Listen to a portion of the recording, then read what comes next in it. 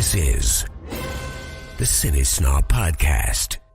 Hello and welcome to episode 240 of the CineSnob Podcast. I am Jerrod Kingery. I'm Cody Villafana. Cody, it's been a while since we've had a show due to various things. One of the things we did miss in our time away was talking about Thor: Love and Thunder. Probably, I think it's the first MCU movie we've done since we started this show that we haven't actually done a review of. Maybe I'm making that up, but at least it's been the first one in a while. Yeah, it's been the first one in a while. Yeah.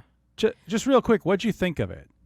I was kind of tepid on it. I think I think that I might be hitting my Marvel wall with things where I think most of what Phase 4, because as we'll talk about in a minute, Phase 4 is over now, confirmed by Kevin Feige. The last of Phase 4 was not quite yet. No. Technically, Black Panther: Wakanda Forever is the last Phase 4 movie. Okay, well, that's not what the graphic showed. The graphic showed it ending with Love and Thunder, but oh, really? Anyway, yeah. But that might not be right, but yeah. So anyway, the graphic was off, but I was also sort of tepid on it. We didn't talk about it, but it does feel like the the movie really leaned into the Taika Waititi weirdness. Yeah, and I think my biggest issue was that I think the tone is just not quite there, because what you have is like you have some of like the most serious storylines in a Marvel movie that happen here, like. And it would be one thing if it's like all joyous and fun and goofy and weird and then shit hits the fan, but it's not even that. It starts with like a very like dark opening sequence. And then it gets when the Guardians of the Galaxy and Thor show up, it's so weird and like tongue in cheek, like planted firmly in cheek. It's almost off-putting. Yeah, I agree, and I think the tonal balance is just a little bit off. Like you go from like a dying child to like the screaming goats, and you're like, what is going on here? So I don't know. I mean, I think that there's been a lot of Phase 4 stuff. If you go back from like this, and then like Eternals, and then what was the one before this? Doctor Strange and the Multiverse of Madness. Yeah, which I thought was, again, fine. I think we're getting a lot of fine stuff right here. And, I like I said, I might be hitting my fatigue wall with some of this stuff, but Your Kevin Feige teague? Yeah. That's great. That's a great punch up. Thank you. So I bring this up because there's huge announcements yesterday at San Diego Comic-Con regarding the next 2 phases of the Marvel Cinematic Universe. Like you mentioned, we are in Phase 4 currently, which is ending with Black Panther: Wakanda Forever, which we got our first trailer for yesterday. Which it's being dubbed the Multiverse Saga, by the way.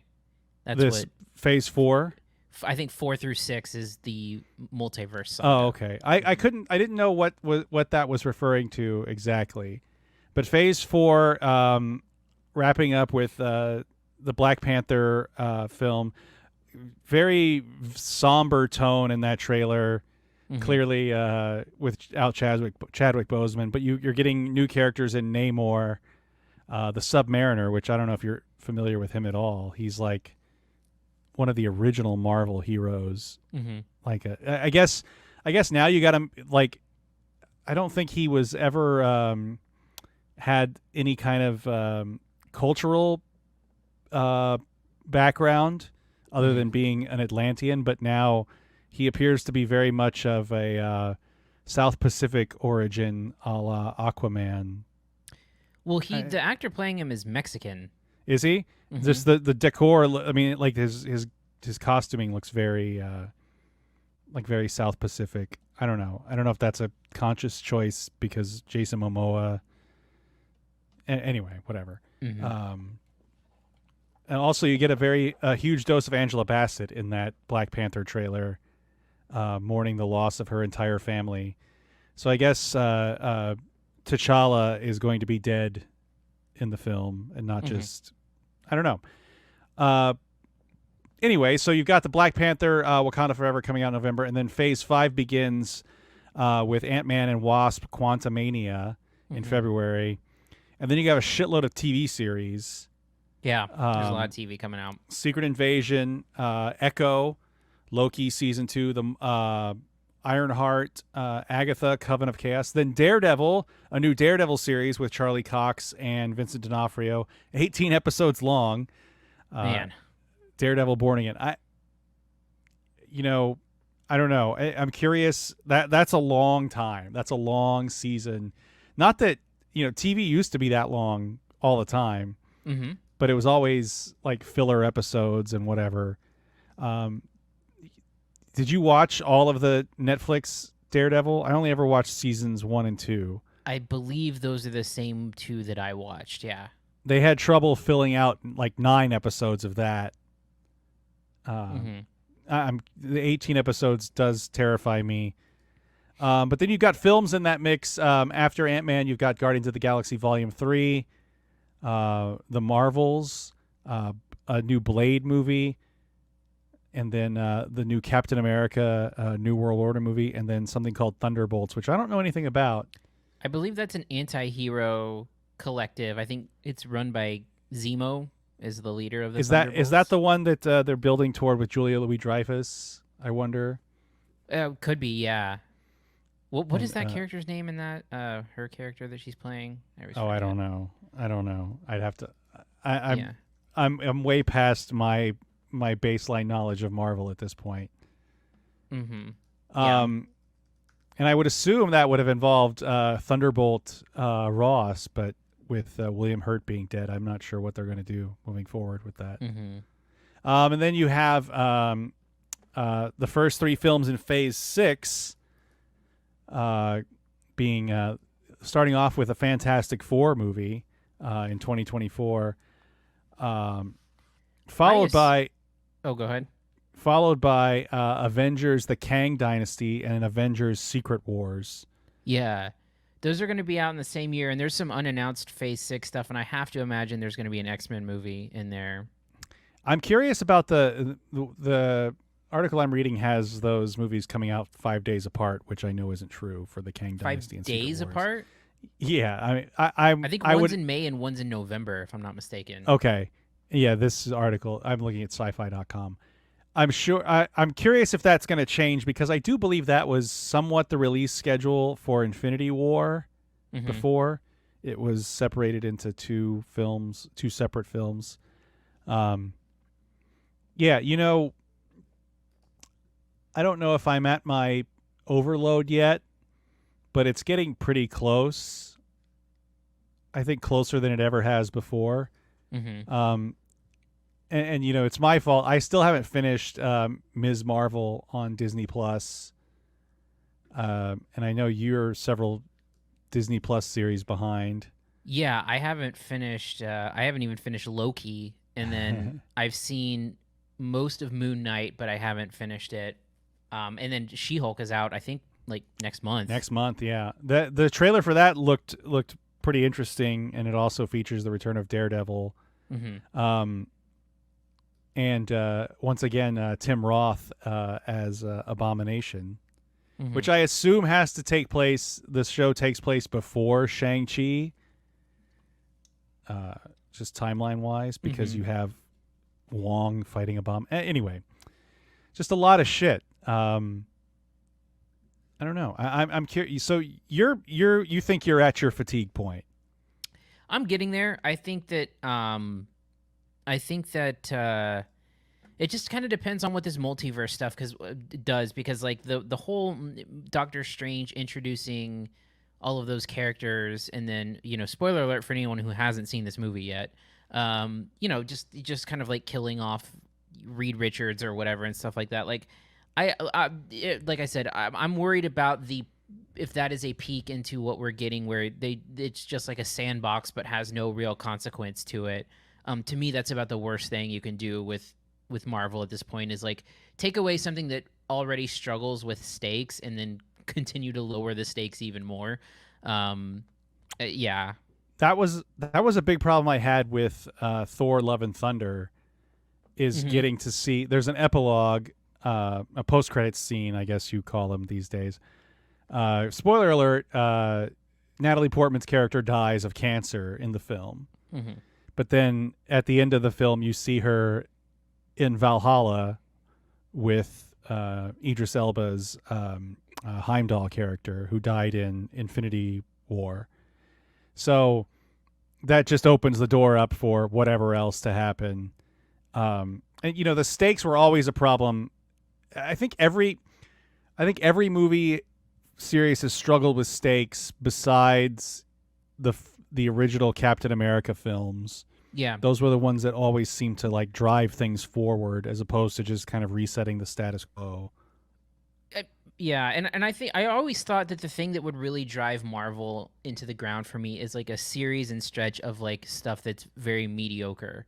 And so, in the Infinity Saga stuff, you would have some movies that were okay, but then, a Captain America movie would come along that would be great. Or, I was watching a piece of Endgame the other day, and that movie just kind of like flies by, even though it's really long. And I actually think that Infinity War is better than Endgame. I think those are both good. And I think they're two incomplete movies, but I don't know that I think Infinity War is a better movie on its own. I think so.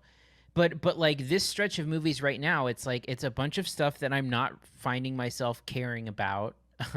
And I think it loses a little. I think the MCU is a little bit like losing Chris Evans and losing Robert Downey Jr. I think has impacted the sort of like, if you want to talk about again stakes of it all, when you take out characters that you're attached to, I think the stakes again continue to fall a little bit further. So I mean, I think, and also too the just the volume of everything, especially when I'm watching these shows, and for me the shows feel incomplete, and so now it's starting to feel like an obligation if you want to keep up, and I think that's where it's turning for me. That is the biggest issue I think with this glut of content, is the obligation of it all. Because like I have no problem with Ms. Marvel, but it's clearly geared toward a more teenage audience.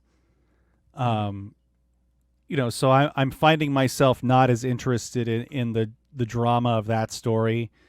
I really liked something like Hawkeye, because it felt breezy enough, but like Captain America, the Falcon and the Winter Soldier felt like an obligation to get us to the point where we should have been initially, with Sam becoming Captain America. I enjoyed Loki quite a bit. I thought Moon Knight was interesting, but ultimately didn't seem to have much of a connection to anything else. And then the movies of Phase 4 have been really more miss than hit for me. I liked Doctor Strange, and I think Spider-Man, if you still basically consider that a Marvel movie, even though it was mostly a celebration of Sony Spider-Man movies. I enjoyed both of those movies. The Eternals I fucking hated. Black Widow was eh. Shang-Chi was meh. I liked the first 30 minutes of Shang-Chi, and then it whenever the scaffolding fight after that was over, it kind of got meh to me. Well, and the thing about it too is that it's building towards, we know this now, that it's building towards new Avengers movies, and if these characters who are starring in mediocre Marvel movies is your new Avengers team, that doesn't exactly excite me for the future of it all. Yeah, I don't have a problem with the characters at this point. They're kind of unproven. I think the Eternals were dreadfully boring. Right. But I don't think, could one of them on their own be more interesting? Kumail Nanjiani's character was the only interesting character in the entire movie, and he fucks off at the end. Right. For the final battle. What they may have to do, honestly, is, and I wish that they would do this anyway, is just do some self-editing. Like, like make it so that the Eternals don't come back. They don't have to feature in anything else just because you've put them on screen. You're not obligated to use them now in ways that, like, unless you have an interesting way to make people care. I mean, I think that, you know, if you can redeem a character somehow. I mean, they did it with Thor. I mean, not that Thor was like a bad character, but they redeemed Thor in a big way with you know, Ragnarok. And I haven't seen Hawkeye, so I don't know if they've technically done that with him yet. But yeah, I mean, it's he's way more interesting in Hawkeye than he is in anything else, especially after the Ronin character. Yeah, in Endgame. You know, I feel like stuff like the Eternals, like I feel like I did with Guardians of the Galaxy, like they walled it off enough that in case they needed to abandon it, they could. mm-hmm. And I get the sense that no one really liked the Eternals, and maybe they won't. Maybe Kumail Nanjiani's character comes back because he gets name checked in Ms. Marvel. But I mean, anything else? Like I couldn't tell you anything about Brian Tyree Henry's character or Gemma Chan's character. Like, what did they do again?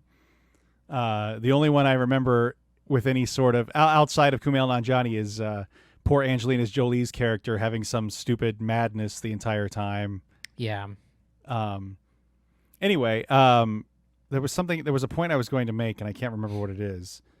But then even so, Thor Ragnarok marked this sort of rebirth of the Thor character, and I feel like Love and Thunder was that fourth Pirates of the Caribbean movie where where Captain Jack Sparrow became the main character, and like, oh no, this guy needs to bounce off something. Mm-hmm. Like we can't go too far in it, because even the Guardians of the Galaxy, which is by far like the most subversive, or at least was the most subversive of the franchises, like they have nothing to do in that Thor movie, right? And it's a really wasted opportunity because it it's totally just it's so out of this world nutty right at the beginning that it doesn't even feel like anybody's in the same movie with Chris Hemsworth.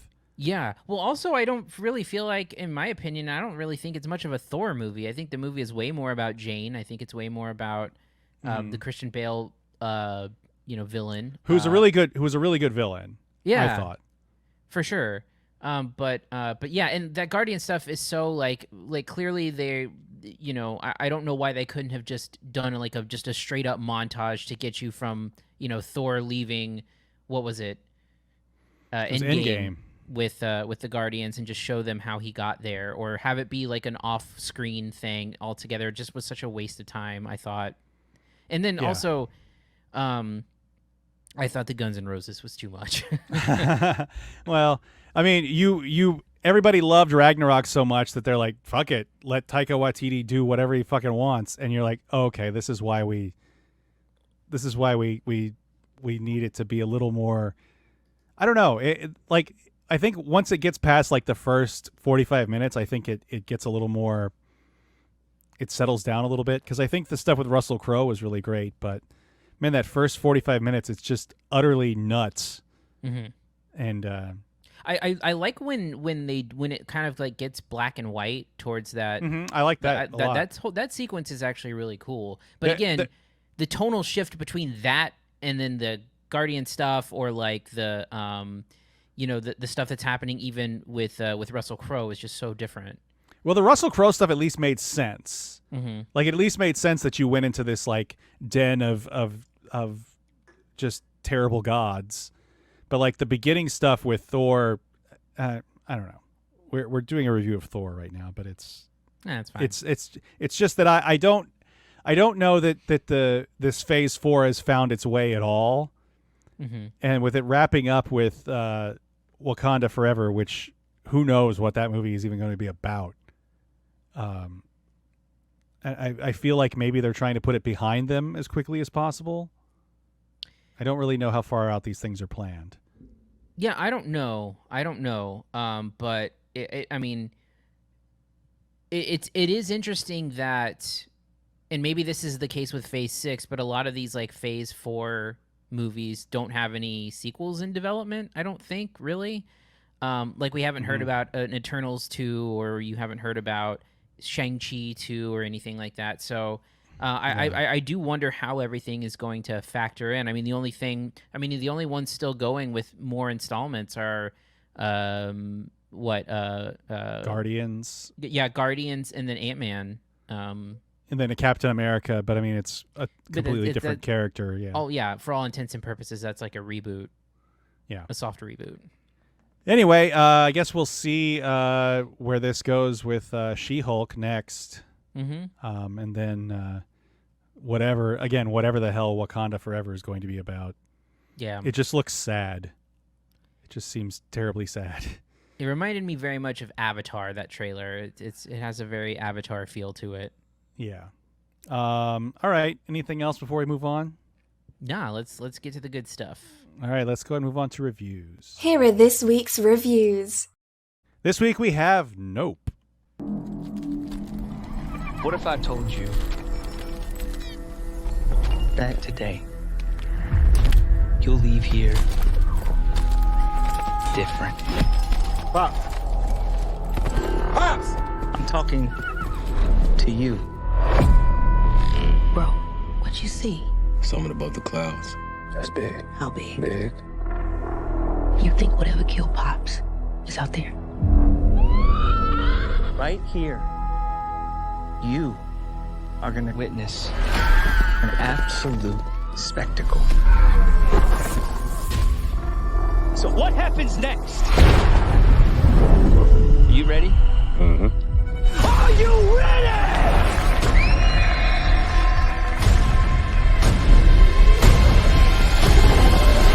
Here we go.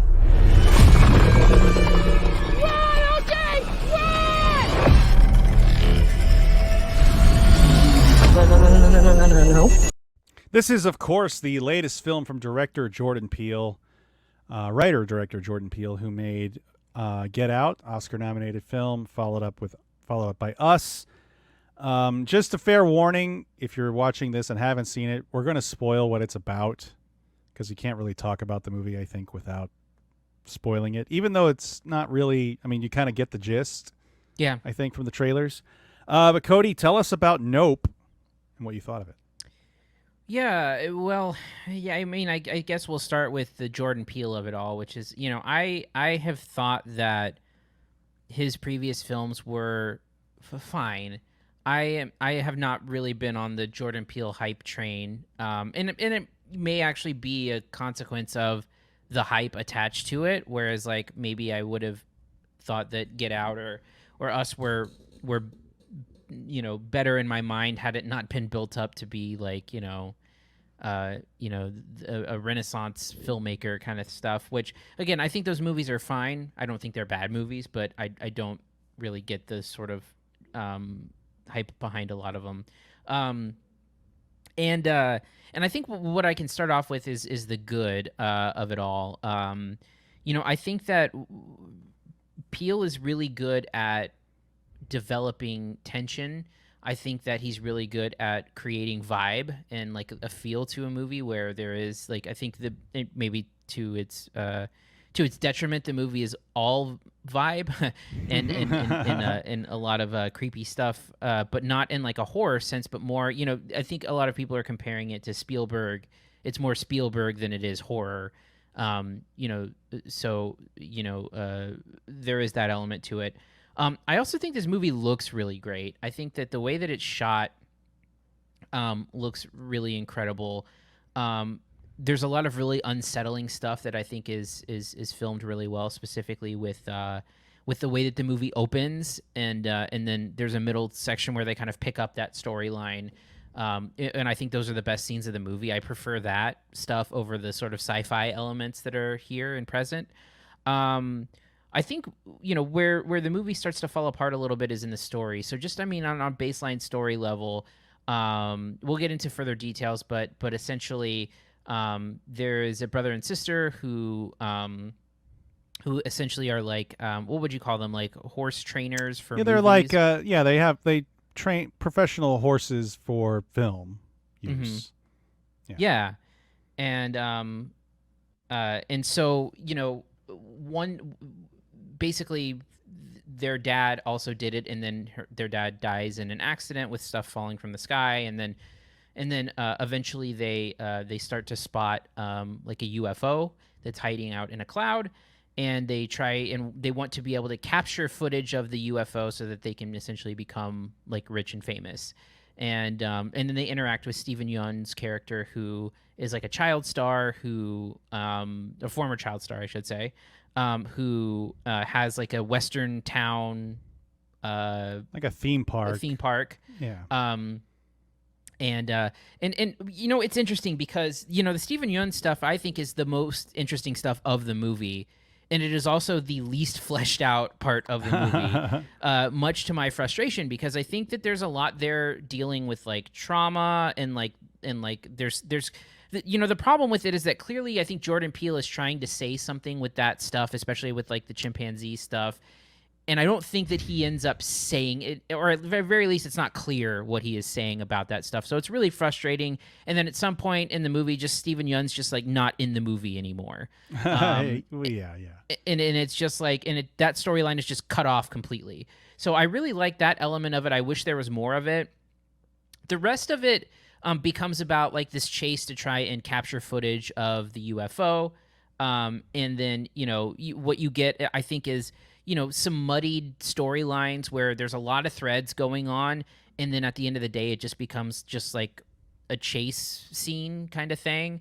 And I think that to me, and maybe this is my fault, maybe this is like me being dumb here, but for me, I don't think that there's a really clear message going on here. I think it's very muddy, and I think one of the things about Jordan Peele's movies, for better or worse, is that there was metaphor, right? The whole, the horror was a metaphor or commentary or some sort of satire or something biting where it was trying to say something bigger. And for this, I don't think that the message is getting across. I've seen takes on it that say, I think the one thing that maybe is clear is that this alien represents like the Hollywood system chewing up and spitting you out, and that's like about the one thing I'm pretty sure is there. Yeah, it's not clearly spelled out, but I do believe that is what it's supposed to be.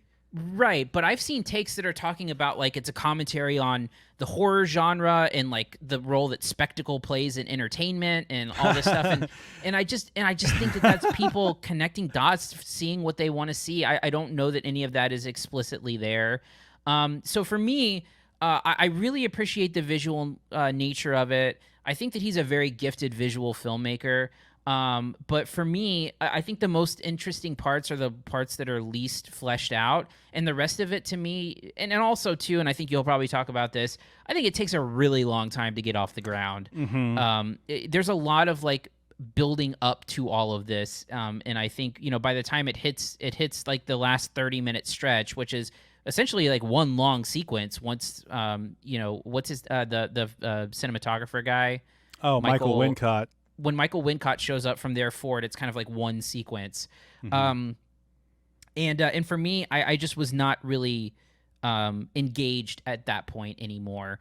Nor was I being stimulated on a level of a deeper meaning where the metaphor was starting to kick in. And so for me, I think it's the least good of Jordan Peele's movies, and I just felt like like he may have been trying to say too much, and then in an effort said nothing, and I think that's the biggest issue. Yeah, I have the same issue with Us, where I feel like there's something trying to be said, like there is a commentary, and for better or worse, people are going to read into that with Jordan Peele's movies forever and ever, because Get Out was so, whether you liked it or not, I actually really enjoyed Get Out, but it's so incisive about race. Yes.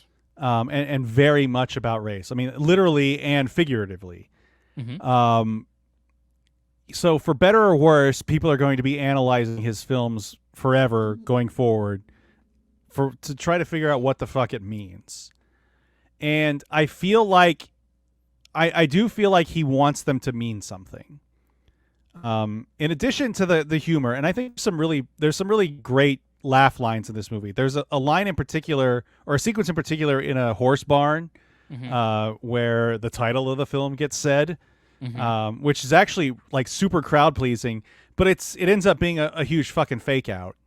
Yeah. And I think that was like that's a good jump scare, but like by that point in the movie, I was ready for it to start to like kick in, and it still hadn't really kicked in yet. That being said, the Steven Yeun stuff, like, I feel like that's what the movie should have been about. I agree. Like, I don't quite understand what the point of view is for, other than the opportunism that they present to try to get themselves out of the hole that they're in and the life that they're in. I don't understand what Daniel Kaluuya and Keke Palmer's characters really bring to the story for the metaphor aspect of it, for the idea that this is like Hollywood, like this is fame destroying you and the trauma that it brings. And then like the Steven Yeun stuff, like also, like you said, ends really abruptly and sort of out of nowhere. But yet we spend this time, the beginning of the film is a flashback, and then we spend time in the middle of the film with that same flashback, like looking at what that incident is. And then I don't really understand how that ties into the rest of the film. Yeah. And again, like I said, the stuff with so basically, and I'll just spoil it because we said we were spoiling it, but you know, the Steven Yeun stuff is like he was a child star, and it was a show. It was a fictional show where they lived with a chimpanzee, and then at one point during shooting, the chimpanzee like snapped, yeah, and violently attacked the stars of the show. And again, super unsettling. Like the way that the movie starts and that sequence in there is very unsettling, like very disturbing. It's really cool actually, and like it all leads to like a scene that happens where his character's like hiding under a table, and it's great. And also too, it also leads to I think the funniest sequence in the movie, which is Steven Yeun's character. Instead, like he's asked about that moment, and instead of like talking about it, he talks about an SNL sketch where there's a perfect line delivery in there where he's talking about how it was Chris Kattan, and he's like, it's Chris Kattan, so he's crushing it.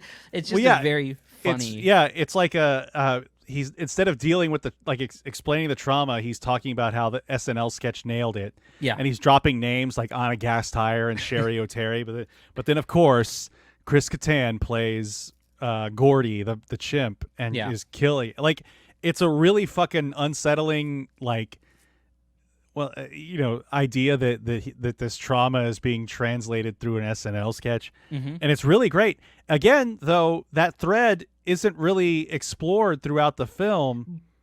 But the thing about it, though, which is so weird, is that like that part plus the idea that they're like Hollywood horse handlers, like there's clearly something connecting that with the chimp stuff, but yet it's not ever like explored any further or beyond that. So it's almost as if like there's two movies going on, where one is this movie about using animals in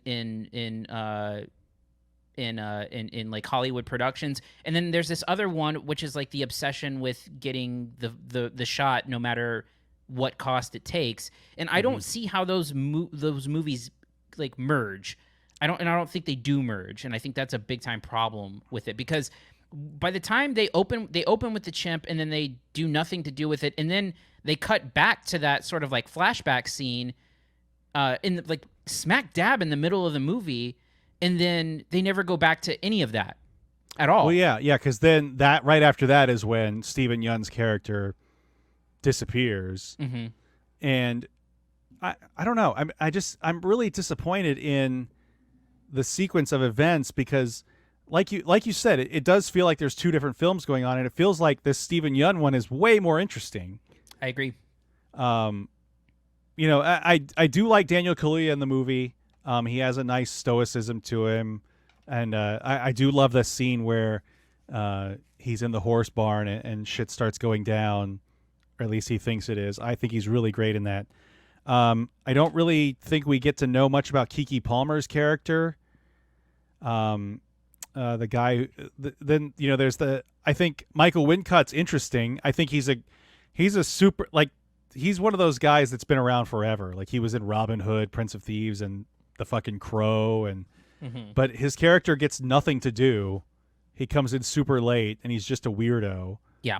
And again, I don't think the central like plot thread of the film, them trying to capture this thing on camera to be famous, I don't really think that works either.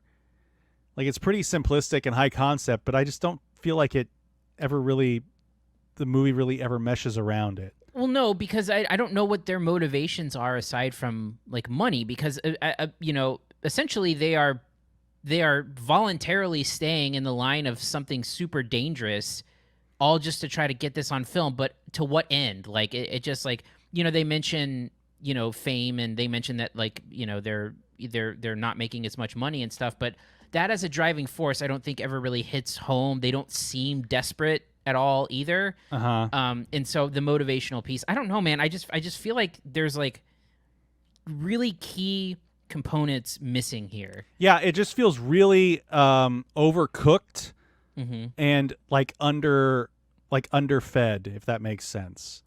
Like, it feels like there's a bunch of shit going on, and it's really like that last. Like, the last 30 minutes is really long, and like you said, it's one long sort of chase. But, like, I just don't feel like anything before that adds up to what we're getting and what we're supposed to feel at the end of it.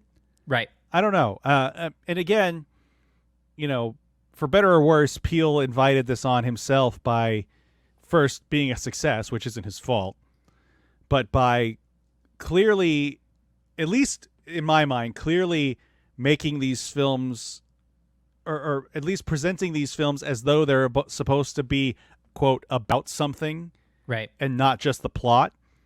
But I think, like you said, I think this is the messiest and worst one yet. And I don't think it's a bad movie. I don't think I can recommend it, but it's just, I don't know what's happening here. Yeah. Anyway, what's your grade for Nope, Cody? You know what? It's really tough because I think that there's a lot of elements of it that do work. I do think that there's some funny stuff in there. I think, again, the entire Steven Yeun thing, I think there's a really interesting movie there, but unfortunately it takes up, 20, 25 minutes of runtime in a 2-hour movie. And so, it is like a B story that is far more interesting than the A story going on. So I'm with you. I mean, I don't know what your grade's going to be, but I don't think I can recommend it either. So I'm going with the C+. I mean, I think it's right there on that B- C+ range. And if the distinction between those two things is recommending and not recommending, I lean towards not recommending. Yeah, I'm the same. C+.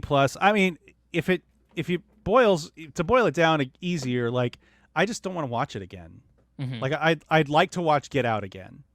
I think it was a good enough movie to watch again. I just don't think I don't want to see this again.